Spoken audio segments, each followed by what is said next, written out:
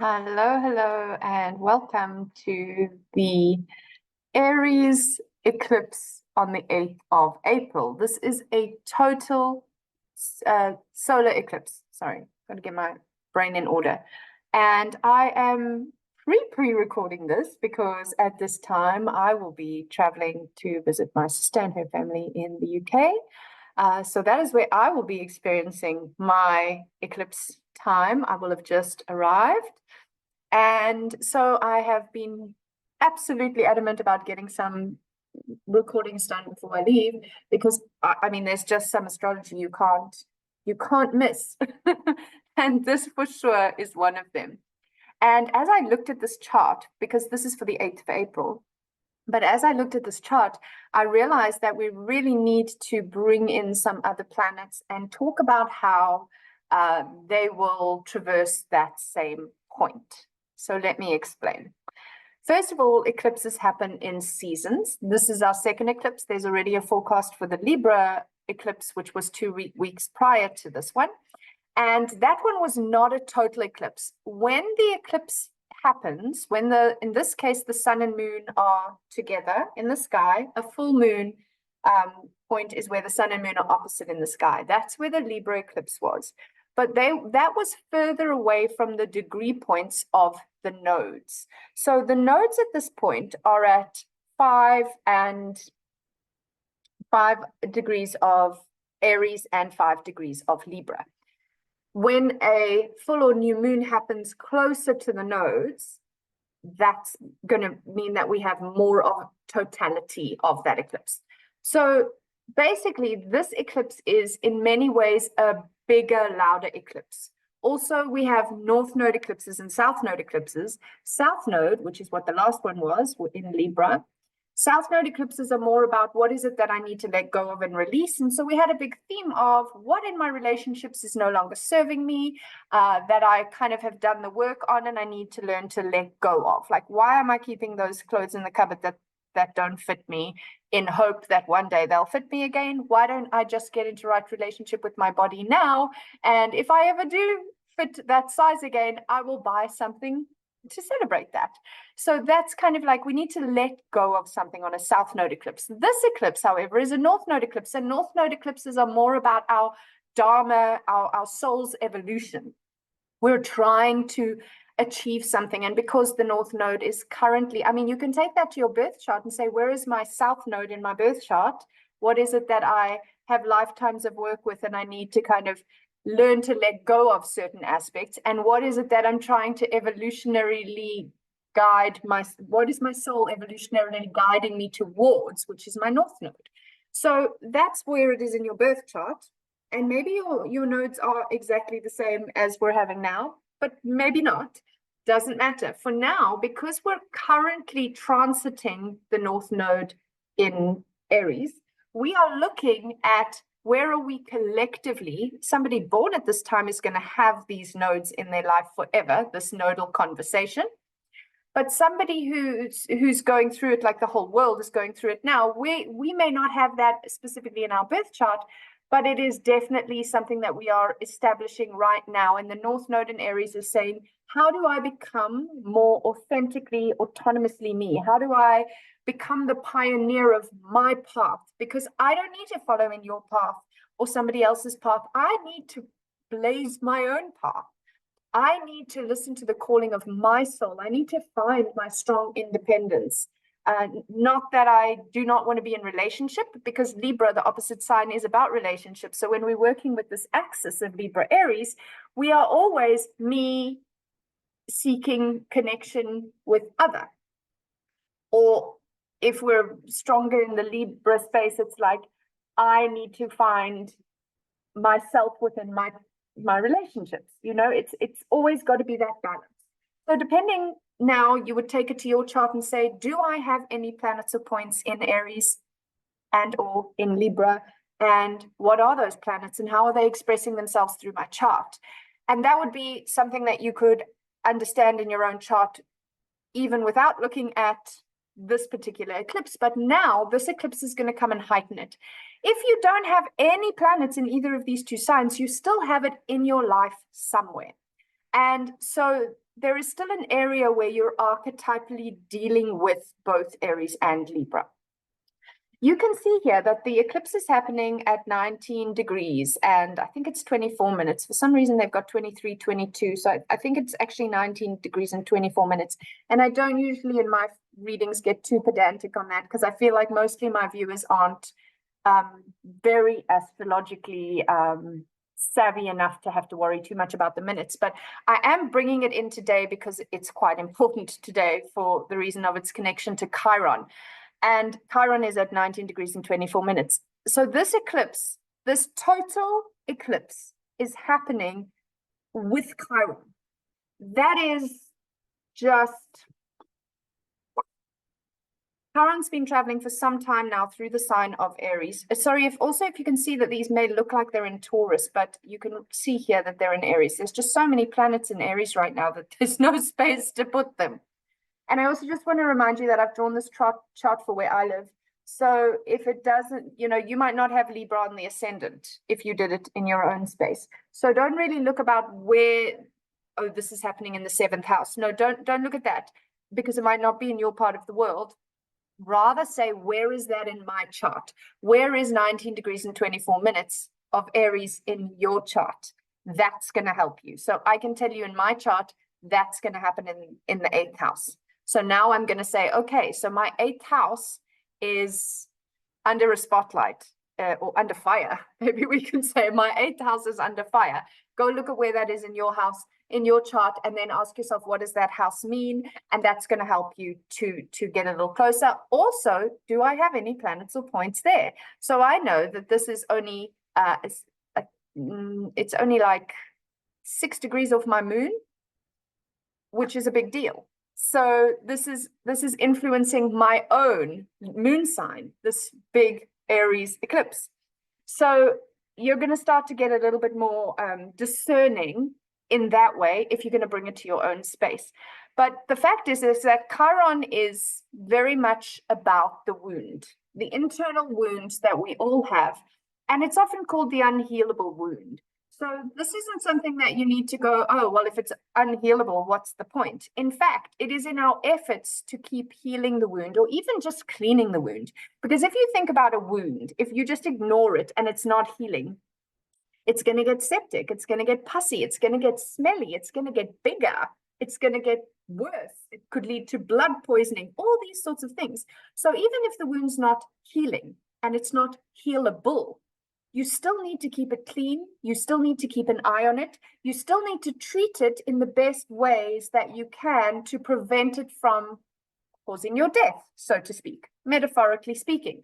So it is in the continual processing and working with that wound over time that we really learn how to support other people in certain things. So through your own wound, you are then able to tend to others and to help them heal something in themselves that maybe you will never fully heal within yourself, but it gives you this level of being the healer, being more compassionate. Now, your wound is going to be where Chiron is in your chart. So anybody who's around their 50th year, or has been for the last few years and the next few years, because Chiron's been in the sign for quite a while, is going to find that they have an Aries Chiron.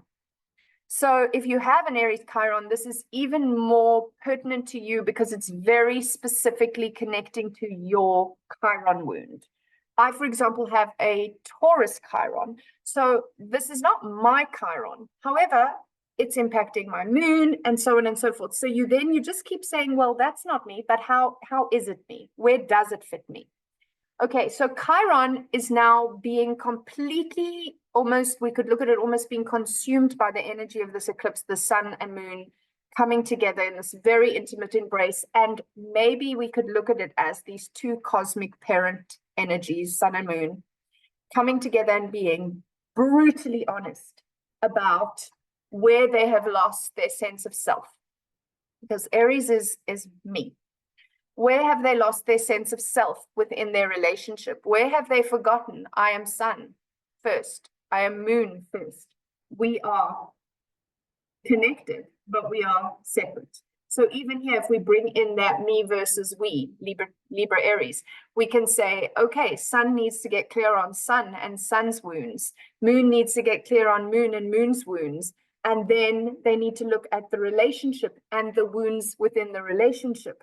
And do we both carry that? Let's say we both carry an abandonment wound and we bonded in that abandonment wound connection. We both carry a poverty consciousness and we bonded in that we trauma bond in our connections with people where we have a similar traumatic experience that we will show up in a different way. So I have my trauma bond that is the same as your trauma bond, but my response to my trauma bond may be different to your response to your trauma bond. So my response is attracted to your response and vice versa. And now we're trauma bonded. And that's the wounds within our relationship that we try to heal within the wound within ourselves that we try to heal within the relationship, but instead we trauma bonded.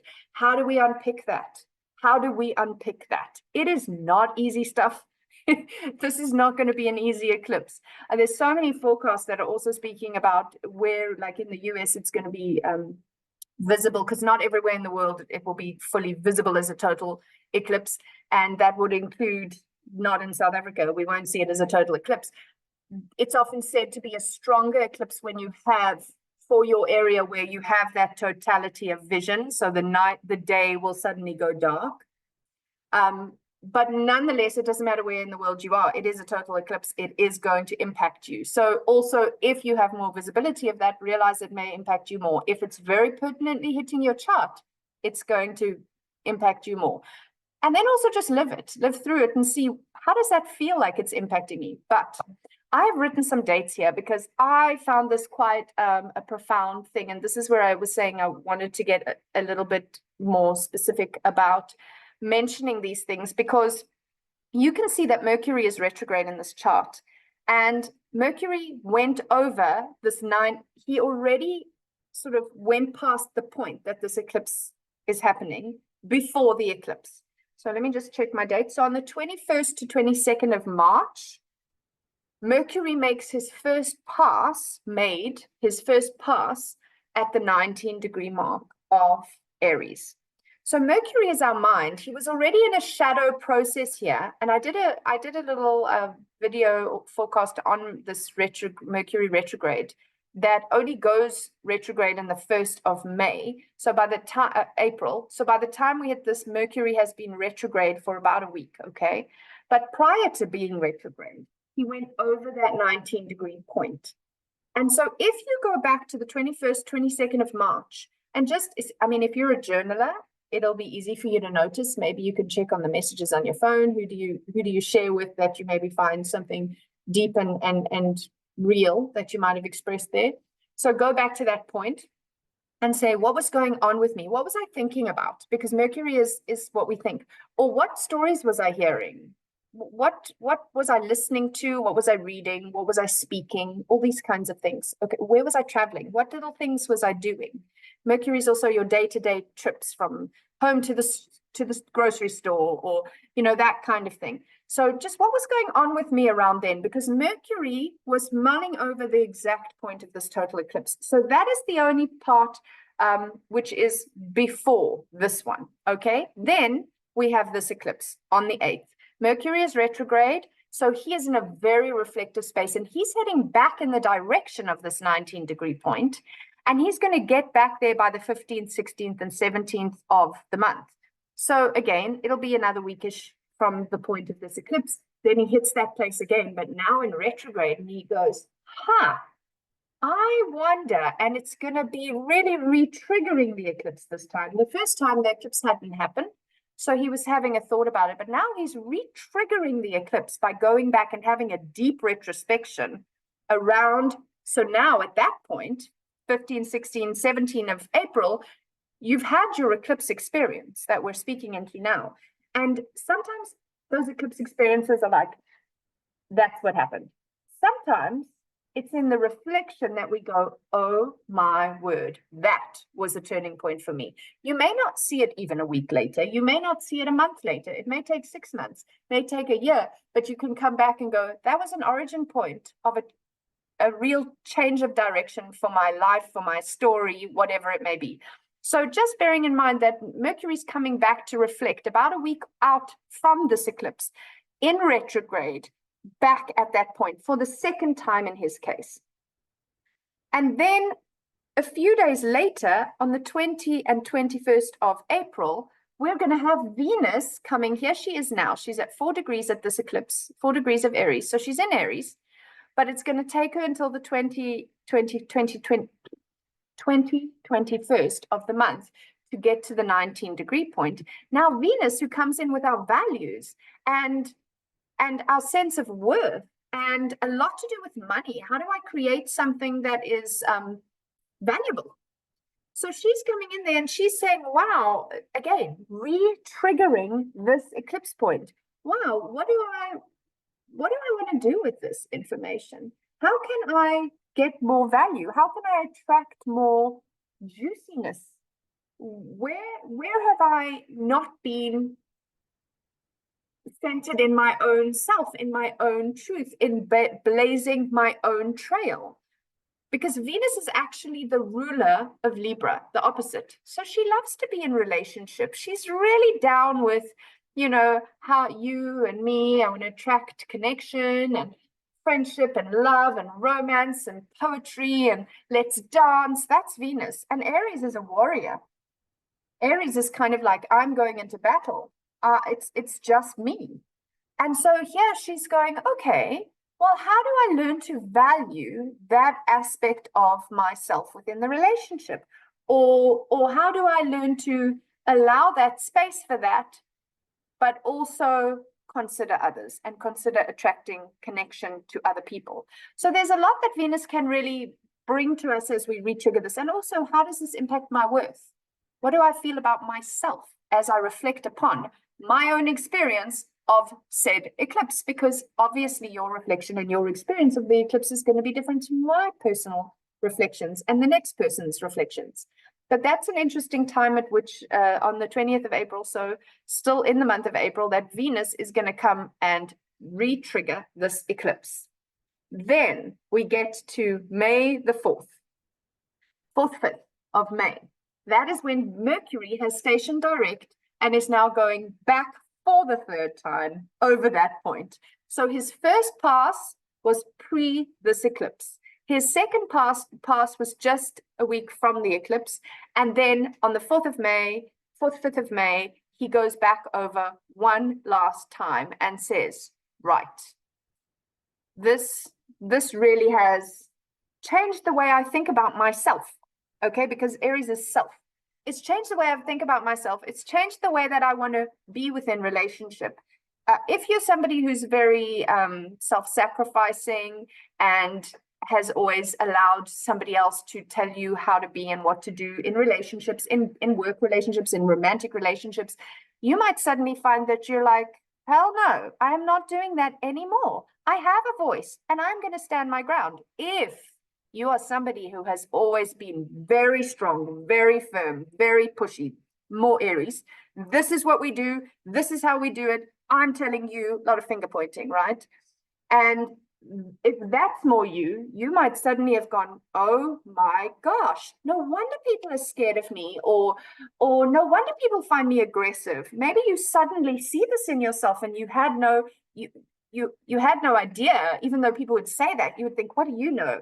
But now suddenly you have a new lens on it. So it could be something around those kind of opposites as well. And it's a spectrum. So just see where it goes. Then just after that, on the 6th of May, the moon gets back to this point. At that point, she has gone all the way around the wheel, and she's coming back to that point when she's then in her balsamic phase. This is the final phase of the lunar cycle before she has her next new moon. Remember, this is a new moon eclipse. Her next new moon in Taurus. So I love this phase of the moon cycle. When the moon gets back to the place she was at when we had our last moon cycle beginning, the last new moon, it's like, wow, what have I traversed in the time since I planted Aries seeds? And that's what the moon's doing at this point, at the 6th of May. She's going, what have I experienced? What have I traversed? What have I learned? Where have I grown? Where is it hurt? You know, all of those things, because the moon is very much our emotional intelligence, but also our bodies. It's very embodied. So what has come up for me in this last month? And that's on the 6th of May. So it's straight after the third direct hit of Mercury on this retriggering of this eclipse point. And then finally, Mars, at the end of May, 25th, 26th of May, Mars is way down here in Pisces at the time of the eclipse, which is not his happy place. Mars wants to get things done. Mars is the ruler of this eclipse. He is the ruler of Aries. So he's trying to have these big eclipsing revelations, but he's in the water and he's not a strong swimmer. So it's going to add to the discomfort. And of course, he's having a conjunction with Saturn. So we're going to talk into that now. But I want you to write down these dates, because on the 25th, 26th of May, a little bit after moon's gone on, Mars is finally going to reach the point, 19 degrees of Aries. I keep doing it here, but it's actually 19 degrees of Aries. It's like here. Coming back to that point to re-trigger when he was out of his depth in Pisces at the eclipse point. By the end of the next month, 25th, 26th of May, he's going to get to the point at which this eclipse happened, and he's going to go, now I'm talking. Now I'm cooking with gas. Now I've got fire in my belly. What am I going to do with this information? So you may find there's a slow burn on one hand for this eclipse, because there's a lot of personal planets coming into connection with that same eclipse degree point time and time again for the next few months, basically, till the end of May. But there might be things that are really sudden and hit really hard. And one more thing is that I think just before, I'm trying to remember the date of the conjunction. This conjunction is upcoming. Hang on. Let's pop over here. What month am I in? Sorry. May? No, I think it's in April. So it's late April that we have Uranus and Jupiter conjunction, which is also a very big deal. I mean, I should know this date personally. I can't believe I forgot that. But okay, yes. So look, 20th, 21st, thereabout of March, April, which is around the same time that Venus is hitting, that's right, around the same time as Venus is hitting the re-triggering of this eclipse. Just after that, we have the Uranus-Jupiter conjunction in Taurus. So that is also going to be a very, very powerful energy. I don't want to bring too much of that into this, because otherwise it's just going to get too many things. Already I've given you a lot of dates to think about, and far more than just this chart. I'm wanting you to look at how this chart is being triggered. And this gives you an understanding of how nothing is sort of done. The chart lives on. This degree point is going to be sensitive for a while. It's even being pre-primed. Things that have been going over it prior to this eclipse will give us points where we can go back and go, oh, I can see that was already starting to show up, like that first hit of Mercury on that point, and maybe other things as well, but I don't want to get too broad. And then we look at after this big total eclipse, and we have things coming in there and going ping, ping, ping. So if we go back to the wound analogy, it's like a planet comes over and puts a finger in the wound. Did you look after this? What is the planet saying? So maybe the moon is our body. When the moon comes back and sticks her finger in, when she comes back around, she says, have you been tending the wound? Have you been looking after your body? Have you been taking note of your emotional health? When Venus goes over, she goes, ping, how are you feeling about yourself? What is your self-worth situation looking like? Are you attracting what you want into your life? Ping, ping, ping, finger in the wound. When Mars comes in, he's like, why haven't you? He's going to poke a little harder, because that's how Mars is. And it's going to burn. He's going to have hot fingers. And he's going to say, why haven't you started moving with this yet? Because Mars was in Pisces, it was quite hard to move. But when he gets to that Aries point again, the 19 degrees of Aries, he's going to say, let's do it. So there's a lot of interesting things. Let's come back to Mars as the ruler of this particular chart and say, well, Mars is conjunct Saturn at this point. So Mars is like double stymied. Saturn is saying to Mars, slow down, buddy. where's the fire? And in this case, Mars can't say, I'm the fire, because he's in the ocean. He's wet. He can't ignite himself. So he's super frustrated, while Saturn's like, well, you just got to take your time. Things will happen in perfect timing. And Mars is like, now, I want it now. But he can't get there any faster than he can get there. So he's not happy in Pisces because he's in the ocean and he can't ignite his fire. And he's not happy with Saturn because Saturn's much bigger than him, well-boundaried, slow. Saturn's like a strict parent trying to discipline a toddler, Mars. And so at the point of this eclipse, and maybe this is not a bad thing, because if Mars was in Aries already, we might find this eclipse would be a lot more aggressive. But because Saturn is kind of holding on to Mars with some boundaries and putting him in a cool bath to cool him down, it's kind of giving us the opportunity to let some of this eclipse unfold in a slow burn, because there's nothing slow burn about having a total eclipse in conjunct Chiron. There's nothing slow burn about that. So maybe there's the gift of Saturn holding onto Mars. It's like those kids on, you know, when you see people walking their kids on like a harness, and you think, wow, that's a little restrictive, but you don't know that kid. Maybe that kid's dangerous and gets up to no good and has hurt themselves and others regularly. Who knows? I never had those on my kids, but you know, who am I to judge?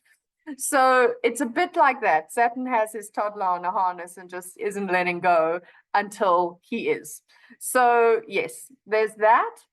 We've already spoken a bit into those things, and actually I think I'm going to leave it at that. I don't want to overload. I mean, this is this chart, there's so much there, we could say so much more, but I think let's stick to trying to observe certain dates, trying to observe ourselves, trying to see a theme that is popping up for us. I find that very, very powerful. You will start to talk the language of what's happening, and I've observed this over time now, that I speak the same language when the archetypes are triggered. So in Aries season, I speak more Aries.